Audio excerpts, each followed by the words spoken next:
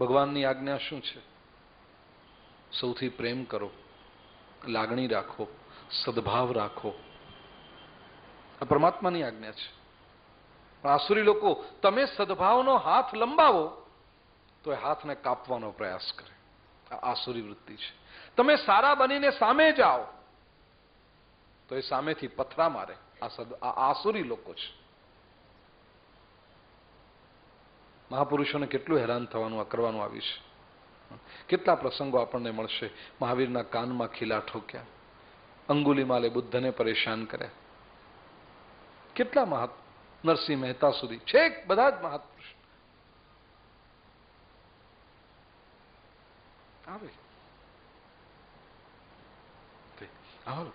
એ લોકો શું કરે છે કે પોતાની અંદર રહેલા પરમાત્મા અને બીજાની અંદર રહેલા ભગવાનને જોવાનું ભૂલી જાય છે. અભ્યસૂયકઃ, શંકરાચાર્યજીએ બહુ સરસ વ્યાખ્યા કરી અભ્યસૂયકાની. પોતાના ભાષ્યમાં લખ્યું, સન્માર્ગસ્થાનામ ગુણેશુ અસહમાનઃ. આજે સમાજમાં આવા લોકોની સંખ્યા બહુ વધી છે. સત્પુરુષોના ગુણોમાં દોષોનું આરોપણ કરે છે. નિંદા તો કરે, પણ એ સત્પુરુષોની પણ નિંદા કરે, સારા માણસોની પણ નિંદા કરે.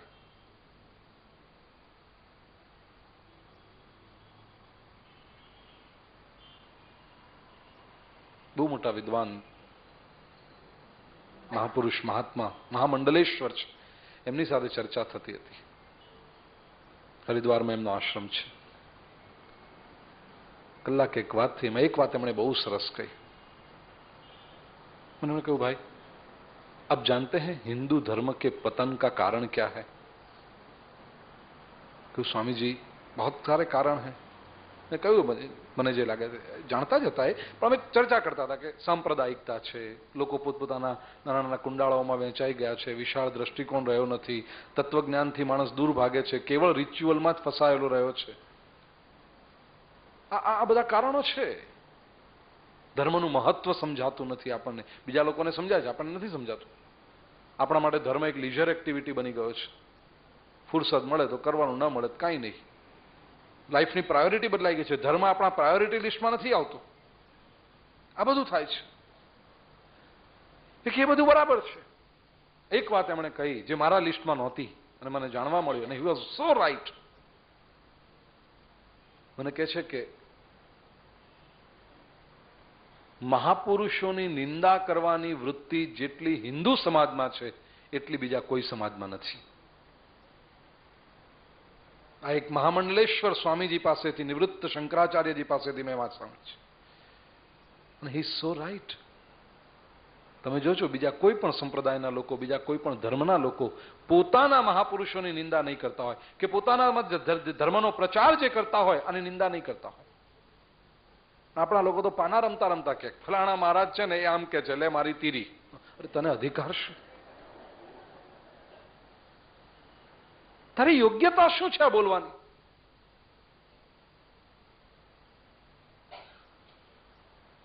એ વ્યક્તિ કઈ સારું કામ કરે છે કે નહીં, આટલું એ તો જુઓ તમે. એ સારું કામ કરી રહ્યો છે કે નહીં? હા, થતી હશે, ભૂલ નહીં થાય એવું મારું કહેવાનો આશય નથી કે આંધળું અનુકરણ કહેશો એ પણ હું શીખવતો નથી. તુંડે તુંડે મતિર્ભિન્ના. અને મહાપુરુષ પણ અલ્ટિમેટલી તો માણસ છે ને. એ પણ પોતાના સંજોગોથી બંધાયેલો છે. એને પણ અમુક કર્મો હોય, એવા બધા હોય કદાચ એવી. કાંકરા શું કામ વીણીએ આપણે? દ્રષ્ટિ રાખો કે એને લીધે 5 માણસો સારા માર્ગે વળે છે કે નહીં, એના લીધે સમાજના 10 માણસોને સારી વાત જાણવા મળે છે કે નહીં. ઇતના અચ્છા હૈ તો બસ ઉસી કો હાઇલાઇટ કરો. એનાથી આપણા ધર્મનો વિકાસ થશે. એ તો જોવાનું જ નહીં. બીજું બધું તો એનું ઠીક છે, પણ એમાં જરાક આમ છે, તમને ખબર છે, વાહ વાહ તું બહુ હોશિયાર, તું જાણી આવ્યો. એનાથી સામા માણસને આપણે અજાણતા કેટલું નુકસાન કર્યું કે ભવિષ્યમાં કદાચ એ વ્યક્તિ આવીને આ 2 સારી વાતો સાંભળત, જીવનમાં કંઈક સારી વાત ઉતારત તો એના જીવનનો કેટલો વિકાસ થાત. કેટલો દ્વેષ, ભગવાન એ જ શબ્દ વાપરે છે, પ્રદ્વિષંતી.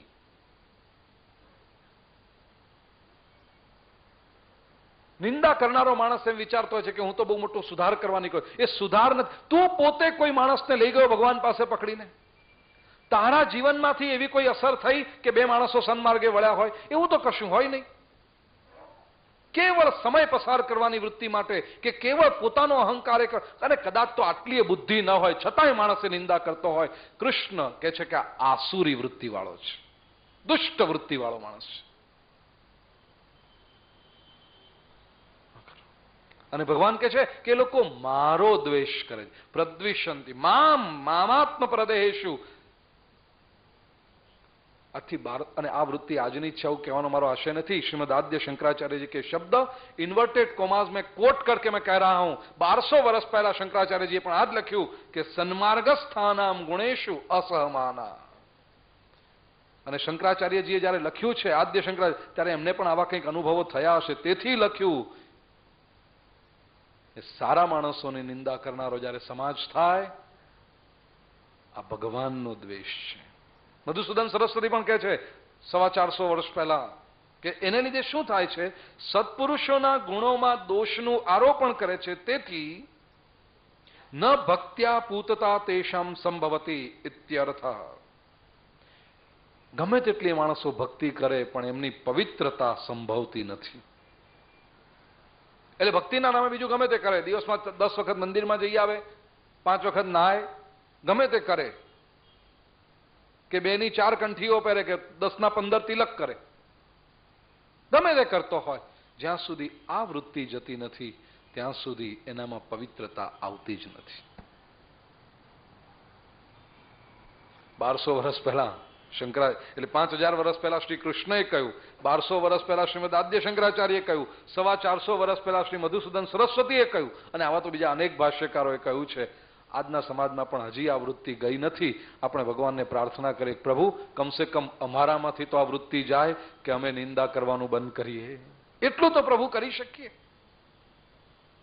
તેથી પ્રભુ ઓછા નામે અમે તો તારો દ્વેષ કરવાનું બંધ કરીશું.